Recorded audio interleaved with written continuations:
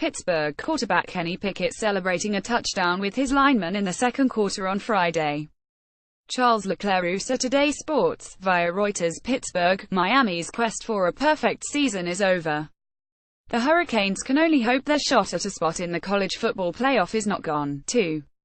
Quarterback Kenny Pickett, a freshman, ran for 2 touchdowns and threw for another as Pittsburgh stunned the second-ranked Hurricanes, 2,414, on Friday. Pickett bowled over from 6 yards in the first half, flipped a 5-yard shovel pass to Kadri Ollison in the third quarter to put the Panthers up 10, and gave Pitt 57-35 Atlantic Coast Conference all the cushion it would need with a 22-yard fourth-down sprint to the end zone with 2 minutes 54 seconds remaining. Pickett completed 18 of 29 passes for 193 yards and the one score while adding 60 yards rushing in his first career start as Pitt finished a disappointing season with a decisive stunner that could put a dent in the Hurricanes' national title hopes. Miami quarterback Malik Rosier completed 15 of 34 passes for 187 yards and 2 scores but was ineffective for most of the day, and he was briefly replaced by the backup Evan Shirreffs in the fourth quarter. The Hurricanes' 101-71 ACC were held to a season-low 229 yards. The Hurricanes said they had learned the lesson after spotting Virginia a 2-touchdown lead the week before, then recovering to extend the nation's longest winning streak to 15 games. Yet Miami walked onto the Heinz Field turf in a weird spot. The Hurricanes are well aware that their meeting with No. 4 Clemson in the conference championship game next Saturday will serve as the ultimate arbiter of whether they belong in the college football playoff. The loss to Pitt could become irrelevant if the Hurricanes beat Clemson, the defending national champion, in Charlotte, NC. We have no idea what's going to happen in the big picture.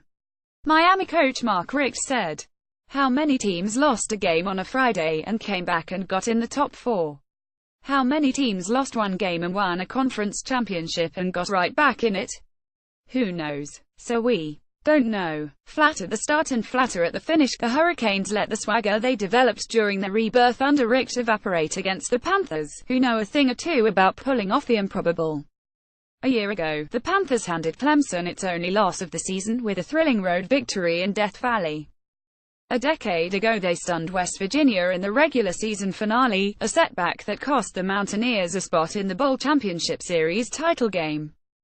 Pitt coach Pat Narduzzi referred to that history during a brief sideline interview as his team returned to the field after halftime. It happened in West Virginia, where we knocked off No.